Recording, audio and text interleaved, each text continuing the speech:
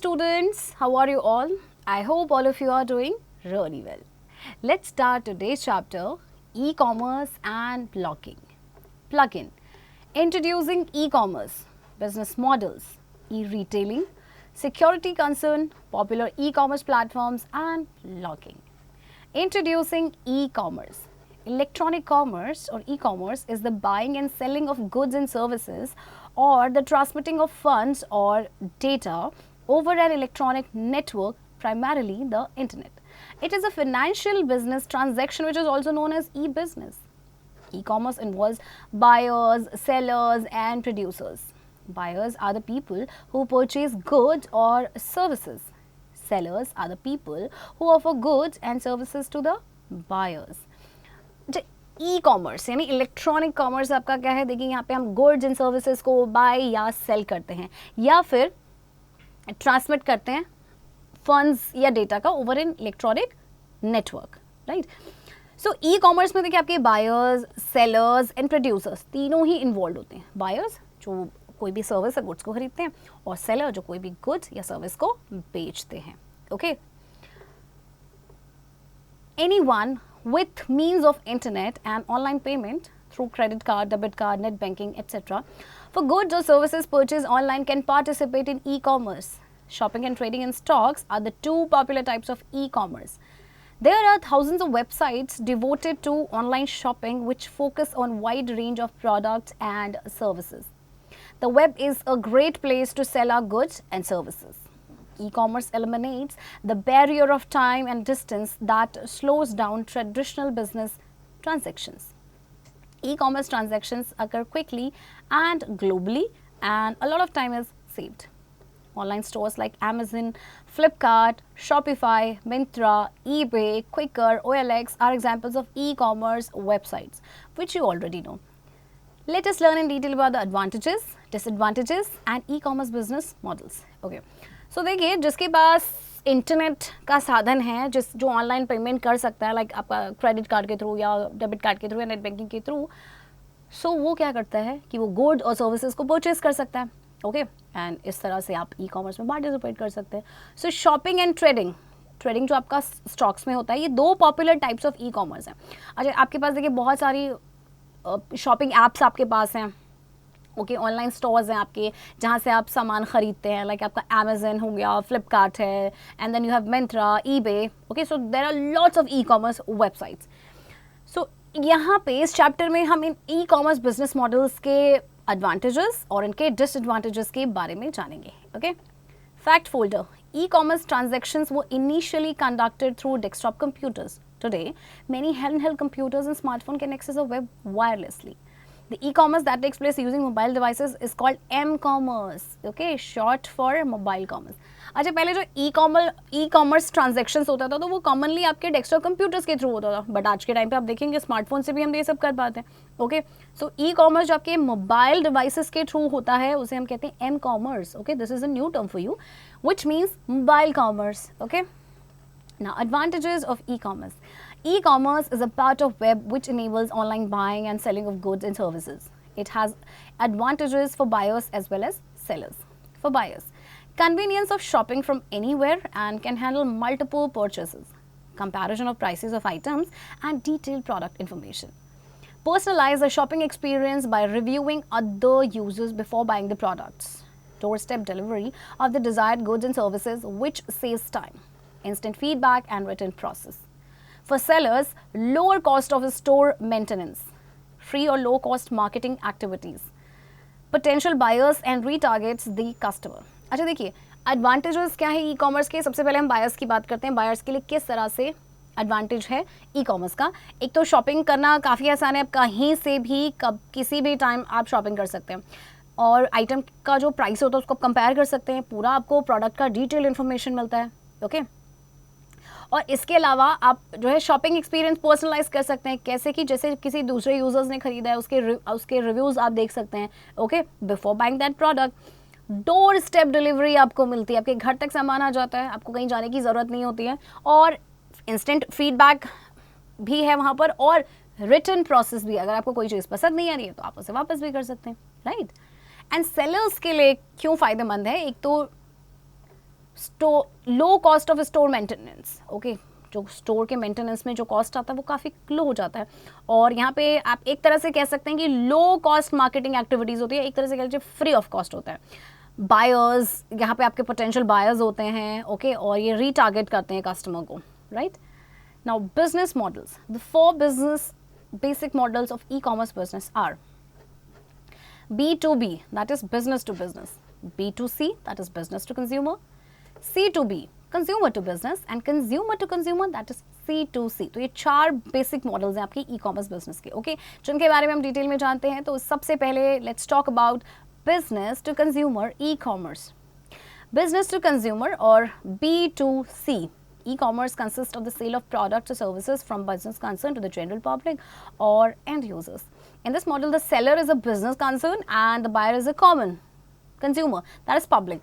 Products for sale can be physical objects such as books, flowers, computers, groceries, medicines, automobiles, etc. With B2C business model, the sellers can sell products directly to consumers without using traditional retail channels. This enables companies to sell products at a lower cost with quick service. Okay, so B2C यानी business to consumer e-commerce जो है, इसमें आपका क्या होता है, product का cell होता है या सर्विसेज का सेल होता है बिजनेस कंसर्न से जनरल पब्लिक के लिए, okay.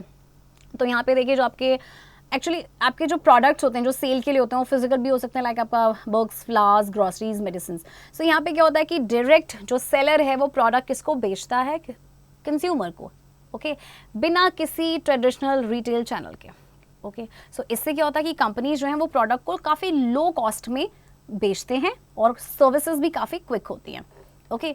Next model is consumer to consumer e-commerce. In consumer to consumer e-commerce, the individuals use the internet to sell products and services directly to other individuals. Online auction is the most popular mode for C2C e-commerce. In this, one consumer auctions goods to other consumers. If we are interested, we can place a bid on the item. The highest bidder, as in any other auction, buys the item. OLX is an example of C2C platform. अच्छा, C2C e commerce में क्या होता है कि जो individual वो internet का use करते हैं, प्रोडक्ट्स और सर्विसेज को सेल करते हैं डायरेक्टली किसी दूसरे इंडिविजुअल को, इसीलिए ये consumer to consumer e-commerce इसे कहा जाता है, ओके। यहाँ पे क्या होता है कि ऑनलाइन ऑक्शन जो है आपका ये सबसे पॉपुलर मोड है C2C ई कॉमर्स का। जैसे हम OLX की बात करें, ये भी आपका C2C प्लेटफॉर्म का क्या है, एग्जाम्पल है, जहाँ पे आपका कंज्यूमर जो है नेक्स्ट अगले कंज्यूमर को चीज़ें या सर्विसेज जो है वो सेल करता है, okay. Next model is business to business e-commerce. In business to business or B2B e-commerce, the sale or exchange of products and services takes place between firms or companies. For example, a company that manufactures cars uses the internet to purchase tires from their supplier or manufacturer. अच्छा, business to business e-commerce में क्या होगा कि यहाँ पे जो cell होगा product का या एक्सचेंज होगा प्रोडक्ट या सर्विसेज का, वो होगा दो फर्म्स के बीच में या कंपनीज के बीच में होता है, ओके। सो जैसे ही कंपनी जो कार मैन्युफैक्चर कर रही है वो इंटरनेट का इस्तेमाल करते हैं टायर परचेज करने के लिए अपने सप्लायर या फिर मैन्युफैक्चरर से, ओके।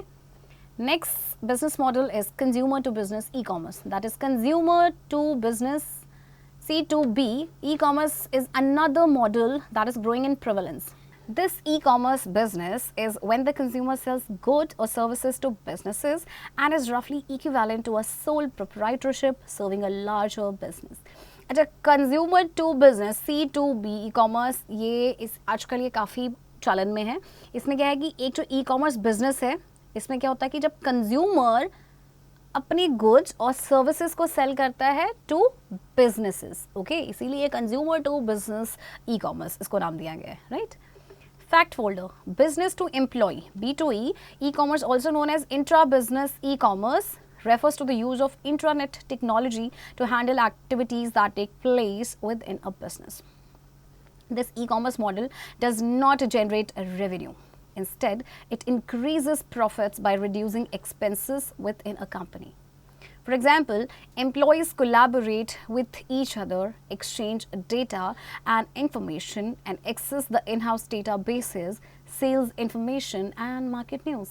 B2 e-commerce यानी business to employee जो आपका ई कॉमर्स है, इसको इंट्रा बिजनेस ई कॉमर्स भी कहा जाता है। इसमें देखिए इंट्रानेट टेक्नोलॉजी का यूज़ किया जाता है एक्टिविटीज़ को हैंडल करने के लिए जो आप that takes place within a business.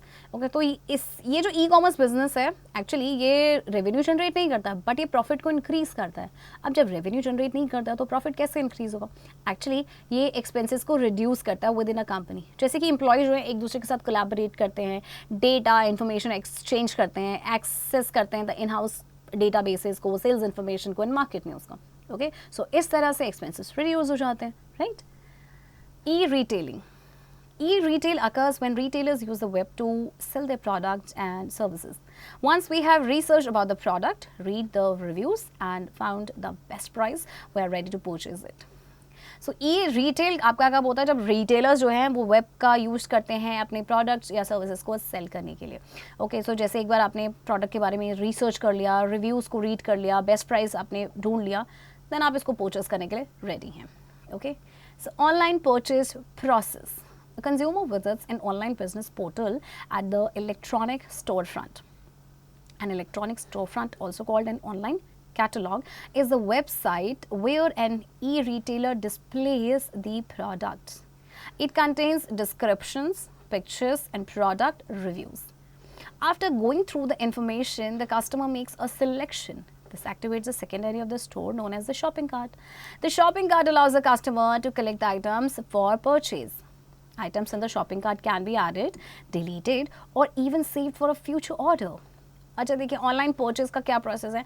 I am sure आप लोगों ने ऑनलाइन शॉपिंग तो की होगा, कोई भी चीज़ परचेज किया होगा। आई एम श्योर आप सभी इस प्रोसेस से फेमिलियर होंगे। ओके, तो सबसे पहले देखिए आप क्या करते हैं, एक बिजनेस पोर्टल को आप विजिट करते हैं, फिर एक इलेक्ट्रॉनिक स्टोर फ्रंट है जिसे ऑनलाइन कैटलॉग भी कहा जाता है। ये वेबसाइट होती है जहाँ पे रिटेलर अपने प्रोडक्ट्स को क्या करते हैं, डिस्प्ले करते हैं। इसमें डिस्क्रिप्शन होता है, पिक्चर होते हैं, प्रोडक्ट के रिव्यूज़ भी होते हैं। फिर आप गो थ्रू करते हैं इन्फॉर्मेशन में, फिर कस्टमर जो है सिलेक्शन करते हैं, राइट? जैसे आपको बहुत सारे एक कोई भी पर्टिकुलर चीज़ चाहिए, बहुत सारी चीज़ें देखेंगे, फिर आपको उनमें से जो रिव्यूज़ के अकॉर्डिंग या प्राइस के अकॉर्डिंग जो पसंद आएगा आप उसे सिलेक्ट करेंगे। इसके बाद आपका सेकंड एरिया आपका एक्टिवेट हो जाता है स्टोर का, जिसे कहते हैं शॉपिंग कार्ट। हम जैसे हमने किसी चीज़ को सिलेक्ट कर लिया, उसके बाद आप उसे शॉपिंग कार्ट में ऐड करते हैं। ओके, फिर यहाँ से शॉपिंग कार्ट से आप इसके बाद क्या कर सकते हैं, आइटम को परचेज कर सकते हैं, या फिर आप क्या कर सकते हैं, अगर आपको डिलीट भी कर सकते हैं, या फिर फ्यूचर ऑर्डर के लिए आप सेव भी कर सकते हैं। Okay, when the item is ready for the purchase, the customer proceeds to the checkout. At this time, the customer enters his/her personal and financial information through a secure web connection. The transaction and the financial data are automatically verified at a banking website. If the bank approves the transaction, the customer receives a confirmation of the purchase. Then, the e-retailer processes the order and sends it to the fulfillment center, where it is packaged and shipped to the customer. Shipping information is posted on the website and emailed to the customer so as the customer can track the order. The order may take a few days after the purchase to reach the customer. These days, many online companies are providing the facility of cash on delivery, COD, which means we can pay through cash for the goods purchased only after the goods delivered. There is also a return policy. If we do not like the product, we can return it within the stipulated time. अब आपका जैसे आपने cart में add कर दिया, okay, और अब आप इस सामान को ख़रीदने के लिए रेडी हैं, फिर आप चेकआउट करते हैं।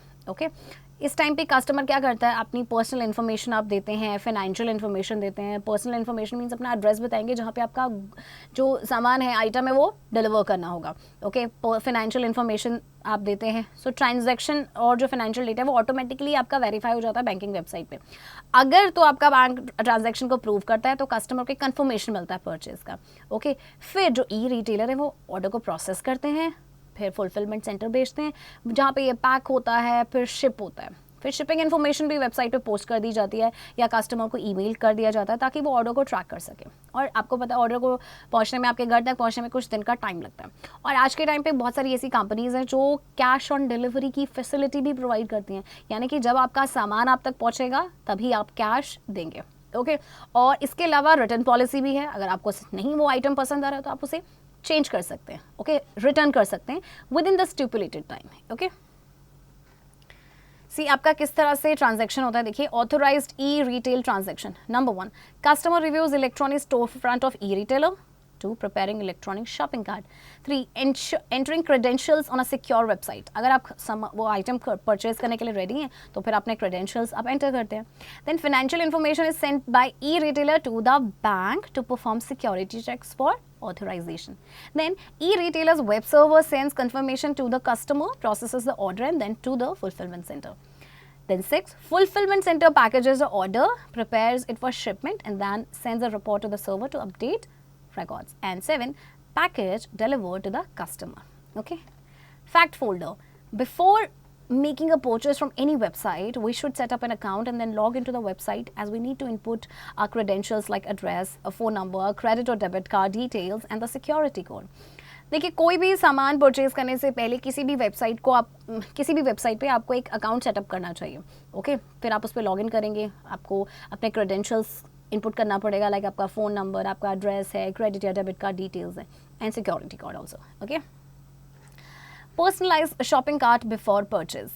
Whether we are looking for a smartphone or a laptop or any other product, we should research for the information about it on the internet before purchasing. On the web, we will find reviews of the products which are quite useful. The web has plenty of places that offer in-depth, unbiased reviews by professionals who really put products to the test and tell us the advantages and disadvantages of using them. We usually add the items that we want to purchase to a virtual shopping cart that keeps track of these items and their quantity. Most websites have a view cart link that enables us to view the items of our shopping cart. The cart usually has a link of proceed to checkout that takes us to the page where we will provide the information about our address and a payment. Okay. अब जैसे देखिए, अगर आप जैसे कि smartphone search कर रहे हैं या लैपटॉप या कोई भी प्रोडक्ट, सो आपको सबसे पहले ख़रीदने से पहले उस इंटरनेट में उसकी इन्फॉर्मेशन को रिसर्च कर लेना चाहिए, क्योंकि आपको जैसे ही वेब पे आप जाएंगे आपको रिव्यूज़ मिलेंगे प्रोडक्ट्स के लिए, जो कि यूज़फुल होता है. रिव्यूज़ काफ़ी यूज़फुल होते हैं, इससे आपको पता एक आइडिया मिल जाता है कि किस तरह का ये प्रोडक्ट है. बहुत सारे ऐसे प्लेसेस आपको मिलेंगे जो इन डेप्थ और अनबायस्ड रिव्यूज़ देते हैं. ये रिव्यूज़ कौन देते हैं? प्रोफेशनल्स जो होते हैं वो देते हैं. ओके. और उसके फिर ये उस प्रोडक्ट के एडवांटेजेस या जो भी डिसएडवांटेजेस होते हैं वो हमें बता देते हैं. सो हम यूजुअली आइटम्स को ऐड करते हैं to a virtual shopping cart जो ट्रैक रखता है आपकी इन आइटम्स का, उनकी क्वांटिटी का. ज़्यादातर वेबसाइट्स में एक व्यू कार्ट लिंक है जिससे आप अपने आइटम्स को देख सकते हैं जो आपके शॉपिंग कार्ट में होता है. सो कार्ट में यूजुअली एक लिंक भी होता है, प्रोसीड टू चेकआउट. ओके. जहाँ पे वो जैसे आप इस पर क्लिक करेंगे तो आपको कहाँ पे लेके जाएगा? उस पेज पे लेके जाएगा जहाँ पे आपको अपने एड्रेस का इन्फॉर्मेशन देना पड़ेगा, पेमेंट का इन्फॉर्मेशन देना पड़ेगा. Okay. Security concern. Nowadays, shopping online is very secure and reliable. When we purchase goods or services online, the vendor wants us to provide accurate payment information by typing our credit or debit card number, its expiry date and the security code, along with our name and address details correctly. It is vital that this sensitive data does not fall into the wrong hands. Therefore, we need to ensure that we should provide the payment information only to a secure site. The website and our web browser display various indicators to ensure that we are entering our confidential data on a secure site. On the website, look for HTTPS instead of HTTP in the site address, and also look for a security icon such as VeriSign Secured. In the web browser, look for a lock icon in the browser window. In some browsers, the address bar shows a green background for a secure site. आज के time पे देखिए, online shopping करना काफ़ी secure और reliable भी है. तो जब भी आप कोई गुड्स या सर्विसेज खरीदते हैं ऑनलाइन, तो वेंडर आपसे आपकी पेमेंट इन्फॉर्मेशन मांगता है. ओके. और वहाँ पे फिर आपको अपने क्रेडिट या डेबिट कार्ड नंबर को, उसकी एक्सपायरी डेट, सिक्योरिटी कोड, ये सब कुछ टाइप करना पड़ता है, along with your name and address details. Okay. तो ये बहुत ही इंपॉर्टेंट है कि ये जो सेंसिटिव डेटा है, यानी आपका जो क्रेडिट कार्ड का नंबर है या आपका डेबिट कार्ड का नंबर है या आपका फ़ोन नंबर है, ये किसी भी गलत हाथों में ना पड़े. इसीलिए आपको ये इंश्योर करना चाहिए कि आप जब भी पेमेंट कर रहे हैं तो एक सिक्योर्ड साइट के थ्रू ही कर रहे हैं. तो आप ये कैसे चेक करेंगे? देखिए, वेबसाइट और जो वेब ब्राउज़र है वो अलग अलग ना इंडिकेटर्स को डिस्प्ले करते हैं, ये इंश्योर करने के लिए कि आप जो अपना जो कॉन्फिडेंशियल डेटा जो आप एंटर कर रहे हैं ना, एक्चुअल में वो सिक्योर साइट पे. तो वेबसाइट पे हमेशा आप ना HTTPS के लिए देखेंगे. HTTP नहीं, ओके। इसके अलावा साइट एड्रेस में आपने ना एक सिक्योरिटी आइकन देखना है, जैसे कि आपका वेरी साइन सिक्योर्ड होता है। वेब ब्राउजर में आपने लॉक आइकन देखना है ब्राउजर विंडो पे, और कुछ ब्राउजर्स पे एक्चुअली जो एड्रेस बार है ना वो ग्रीन बैकग्राउंड शो करता है, दैट मीन्स ये आपका सिक्योर्ड साइट है, okay. Now modes of payment, a way that a buyer chooses to pay the seller for a good or service is termed as a mode of payment. E-commerce sites use e-money to do electronic payment. Electronic payment refers to paperless monetary transactions. There are various ways of making electronic payments through electronic modes such as credit card, a debit card, electronic wallet and net banking. Okay.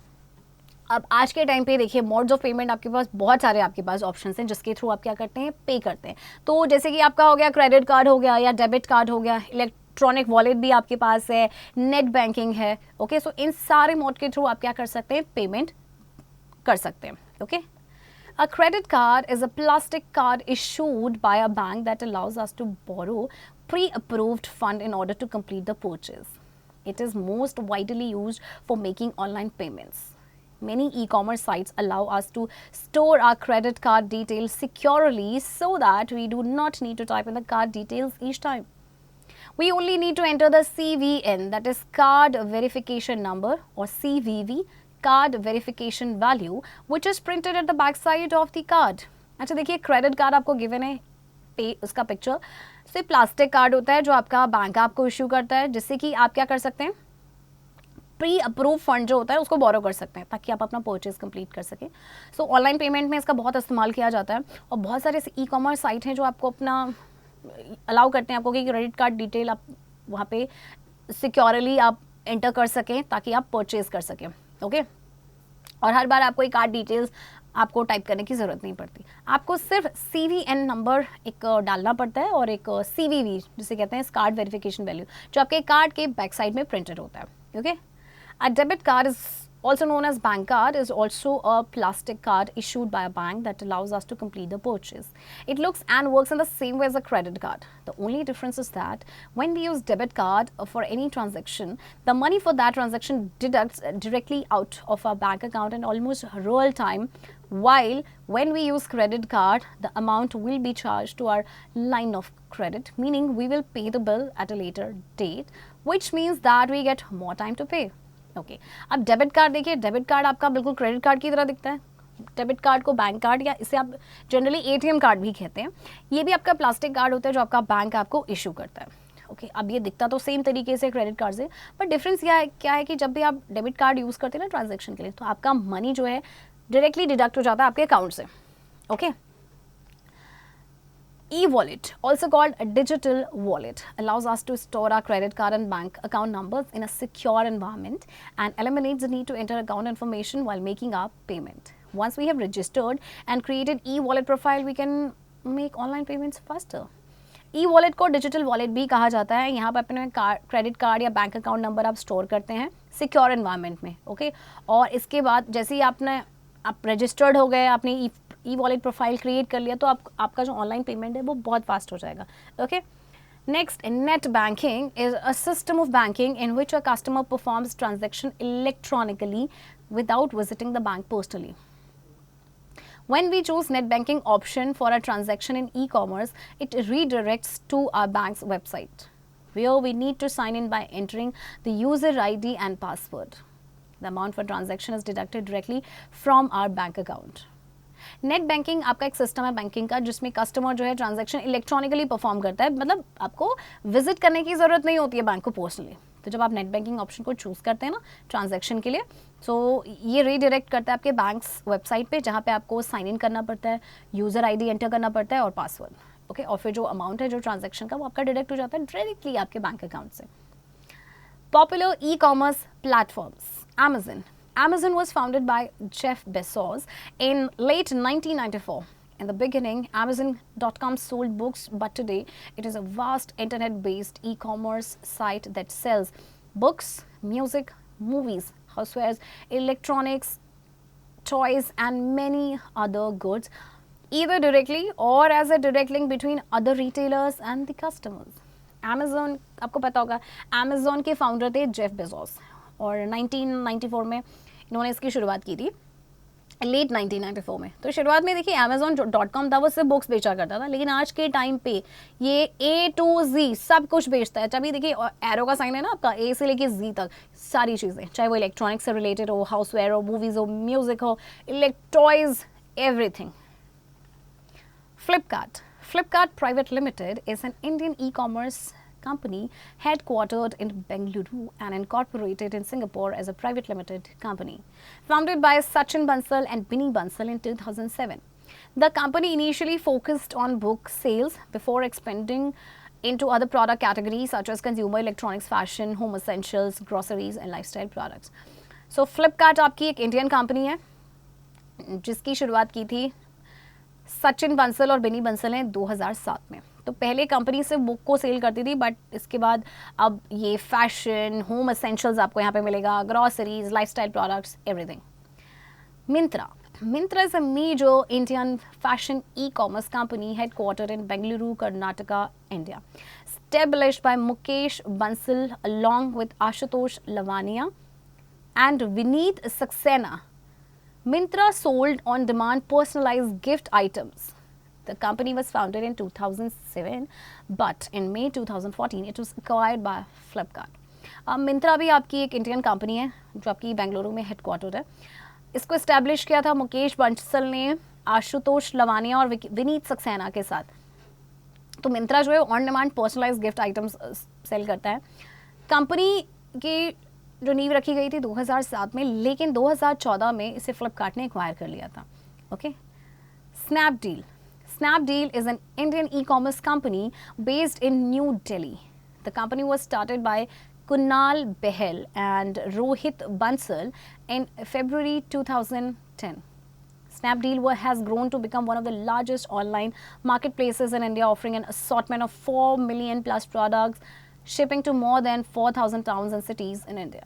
Snapdeal भी आपकी Indian company है जो based है आपकी new Delhi में, और इसको start किया था कुणाल बहल और रोहित बंसल ने फरवरी 2010 में। Okay. Blogging is a modern and dynamic medium by which we can publish our ideas, opinions, and stories online. It is a place to express ourselves to the world, a place to share our thoughts and our passion. A blog, a shortened version of weblog, is an informational website that consists of a frequently updated collection of information and entries. Most blogs focus on a particular topic or subject area. Although in a majority of blogs, the subject is a person writing the blog. The entries that appear on a blog are called posts, and the act of publishing a blog is called posting. A single person who owns and maintains many blogs is known as a blogger. The worldwide collection of blogs is termed as blogosphere. There are over 600 million blogs on the web. A blog that contains video is sometimes called a video blog or vlog. Okay. A microblog allows users to publish short messages, usually between 100 and 200 characters for others to read. Some of the famous blog hosting services are Blogger, Typepad and GoDaddy. Okay, blogging, ये आपने ये name अक्सर सुना होगा।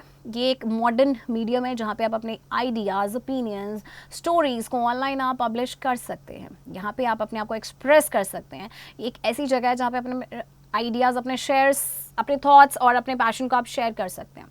So blog ये shorten version है web log का। एक इंफॉर्मेशनल वेबसाइट होती है जिसमें आपके फ्रीक्वेंटली अपडेटेड कलेक्शन होता है इन्फॉर्मेशन का, एंट्रीज़ का। ओके, तो जो ज़्यादा जो ब्लॉग्स होते हैं वो पर्टिकुलर टॉपिक या सब्जेक्ट एरिया पे ही फोकस करते हैं। तो एंट्रीज जो आपको ब्लॉग में अपीयर होती हैं वो पोस्ट होती हैं, और जो ब्लॉग को पब्लिश किया जाता है ना उसे कहा जाता है पोस्टिंग। जो पर्सन इन ब्लॉग्स को ओन करता है, मेंटेन करता है, वो ब्लॉगर होता है। तो आपको आज के टाइम पे आपको ओवर 600 मिलियन ब्लॉग्स मिल जाएंगे वेब पे। अब एक ब्लॉग जिसमें वीडियोज़ भी होती हैं उसे कहा जाता है व्लॉग। ओके, सो माइक्रो जो ब्लॉग है वो आपको यूज़र को अलाउ करता है कि यहाँ पे आप शॉर्ट मैसेजेस को पब्लिश कर सकें जो 100 से 200 कैरेक्टर्स के बीच में होते हैं। ओके, सो कुछ फेमस ब्लॉग होस्टिंग सर्विसेज हैं आपकी, लाइक ब्लॉगर है, टाइपपैड है and GoDaddy. Now, types of blogs. Blogs have become an important means of worldwide communication. They reflect the interest, opinions and personality of the blogger. Personal blog can be used as a diary, a way to keep friends and family updated on our life, or a platform to share our interest and thoughts with the world. So आपके blog भी कई तरह के होते हैं, जिनमें आपका personal blog है जो आप as a diary भी use कर सकते हैं, जिससे कि आप अपने friends, अपनी family को updated रखते हैं. ओके और एक या कह सकते हैं ऐसा प्लेटफॉर्म है जहाँ पे आप अपने इंटरेस्ट को या थॉट्स को शेयर कर सकते हैं with the world. Okay next is educational blog और edu blog is a blog created for educational purposes. It is use to collaborate with teachers, management and students. It engages students and teachers in higher order thinking. अब educational blog की बात करें, ये आपकी education purpose के लिए create किया जाता है और इसको यूज़ किया जाता है टीचर्स, मैनेजमेंट या स्टूडेंट्स के साथ कोलैबोरेट करने के लिए. Food blogs come in several flavors. On the one hand, there's the food critics who go from one restaurant table to the next, tasting different dishes and narrating their experiences. On the other hand, there is the cooking and baking enthusiasts who share their recipes. अच्छा, food blogs आजकल बहुत ज़्यादा food vloggers भी हो गए हैं. Okay food blogging बहुत ज़्यादा लोग करते हैं. सो यहाँ पे क्या करते हैं, देखिए कि एक रेस्टोरेंट से दूसरे में जाते हैं, फूड के बारे में बताते हैं, ओके उसके टेस्ट के बारे में, ओके और ऐसा भी होता है कि कुछ जो कुकिंग या जो बेकिंग एंथुसियास्ट होते हैं वो रेसिपीज़ को शेयर करते हैं. Travel blogs is simply a blog where the entries focuses on the world of travel. Travel bloggers travels to different places, writes about their experiences and publishes them onto their blog. They can also get a sponsored trips by writing articles about the place of their visit. अब travel blog में क्या होगा कि देखिए जो travel bloggers होते हैं वो वर्ल्ड के डिफरेंट प्लेस पे जाते हैं, अपने एक्सपीरियंसेस के बारे में बताते हैं, पब्लिश करते हैं उनको अपने ब्लॉग के, लोगों को रेकमेंड भी करते हैं कि इस प्लेस पे जाना चाहिए और जाना चाहिए तो क्यों जाना चाहिए. ओके इसके अलावा उनको स्पॉन्सर्ड ट्रिप्स भी मिलती हैं. आप हाउ बाय राइटिंग आर्टिकल्स और उस प्लेस के बारे में वो आर्टिकल लिखते हैं जहाँ पे उन्होंने विजिट किया है. Next, business or corporate blog is a blog that is published and used by an organization, corporation, etc. to reach its organizational goals. Businesses create blogs to communicate, post announcements or new information with employees, customers and vendors. Business blog आपका blog है जो आपका publish किया जाता है, use किया जाता है by an organization या corporation के द्वारा ताकि वो organizational goals तक पहुँच सके. Okay. Google Blogger. Google Blogger is an online content management system which enables multi-user blogs with time-stamped entries. It also enabled users to publish blogs and websites to their own web hosting server. A user can have up to 100 blogs or websites per account. Blogger allows its users to choose from multiple templates and then customize them. Users may also choose to create their own templates using CSS. Bloggers has launched mobile applications for users with mobile devices. Users can post and edit blogs and also share photos and links on Blogger through their mobile devices. Not only advanced mobile devices such as smartphones are being considered, since users can also post blogs via traditional cell phones by SMS and MMS.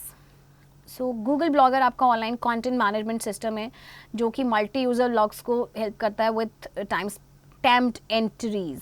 Okay और इसे देखिए user जो है vlogs publish करते हैं and websites publish करते हैं to their own host web hosting server. तो यूज़र जो है 100 ब्लॉग्स एक यूज़र के हो सकते हैं या वेबसाइट हो सकते हैं पर अकाउंट. ओके सो ब्लॉगर जो है ब्लॉगर अलाउ करता है यूज़र्स को कि वो मल्टीपल टेम्पलेट को चूज़ करें या उनको कस्टमाइज़ कर सकें. यूज़र जो हैं वो अपने चूज़ कर सकते हैं या खुद के अपने टेम्पलेट वो क्रिएट कर सकते हैं यूजिंग CSS. ब्लॉगर ने मोबाइल एप्लीकेशन भी लॉन्च किया यूज़र्स के लिए विद मोबाइल डिवाइसेस. आप यूज़र जो है ब्लॉग्स को पोस्ट भी कर सकते हैं, एडिट भी कर सकते हैं, फ़ोटोज़ एंड लिंक्स भी शेयर कर सकते हैं on blogger through their mobile devices. Okay throwback. Shopping and trading in stocks are the two popular types of e-commerce. Business to consumer, consumer to consumer, business to business, and consumer to business are the four basic e-commerce models. E-retail occurs when retailers use the web to sell their products and services. Amazon, Flipkart, Myntra, and Snapdeal are the popular e-commerce platforms. Blogging is a place to express ourselves to the world.